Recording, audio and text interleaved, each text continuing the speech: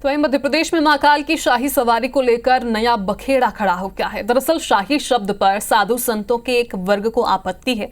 संतों की ओर से उठी इस मांग पर अब सियासत भी शुरू हो गई है। हम नहीं कह सकते कि शाही सवारी नहीं, ये शिव की दिव्य शोभा यात्रा है, पर कहां कोई कहने को ही तैयार नहीं। महाकाल में भी शाही सवारी निकल रही, देखो आप, जो आस्था का केंद्र है। महाकाल की नगरी उज्जैन में प्राचीन काल से भगवान महाकालेश्वर को नगर भ्रमण कराया जाता है, जिसे बाबा की शाही सवारी कहा जाता है। अब इस शाही शब्द पर संतों को ऐतराज है। संतों का दावा है कि ये इस्लामिक शब्द है, लिहाजा महाकाल की सवारी के साथ इस शब्द को नहीं लगाना चाहिए। उसका नाम शाही सवारी नहीं होता, दिव्य शिव शोभा यात्रा ये उसका नाम रहता है। पर शाही वो अंदाज, अब तक शाही अंदाज, अभी तक महादेव भी शाही निकल रहे हैं, देखो आप, क्योंकि ये गुलामी अभी तक हमारे दिमाग में घर कर चुकी है, अभी तक दिमाग गुलाम है।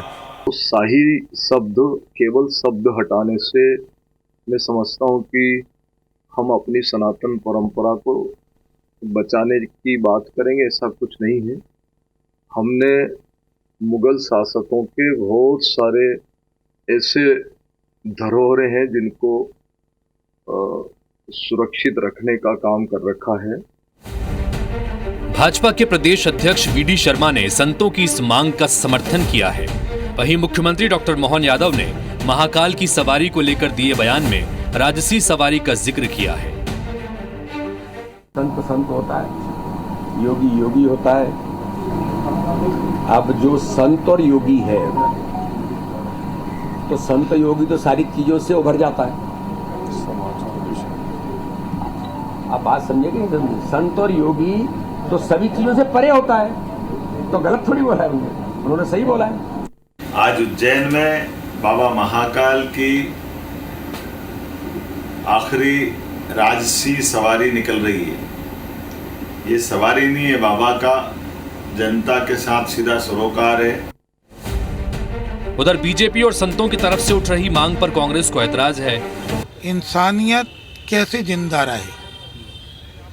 किसी भी विद्वान को, किसी भी बुद्धिजीवी को और जनप्रतिनिधि को इस पे फोकस करना चाहिए, लेकिन जिनकी आइडियोलॉजी ही नफरत की हो, सांप्रदायिक सद्भाव बिगाड़ के अपनी राजनीतिक स्वार्थों की पूर्ति की हो, उनसे इससे ज्यादा और उम्मीद की नहीं जा सकती। पता नहीं ये जो नाम बदलने की जो एक नई प्रथा बीजेपी ने उठाई है, इससे कब हम मुक्त होंगे? क्योंकि नाम बदलने से अगर चीज़ें बदल जाएंगी, मानव जीवन बदल जाएगा, तो मुझे कोई प्रॉब्लम नहीं है।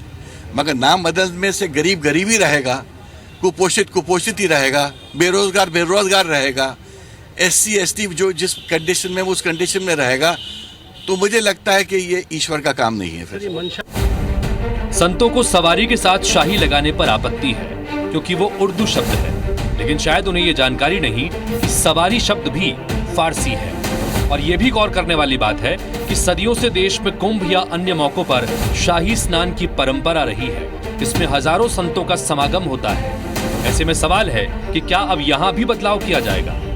सवाल ये भी कि क्या भाषा किसी मजहब की नुमाइंदगी करती है, और क्या शब्दों से भी धर्म को चोट पहुंच सकती है?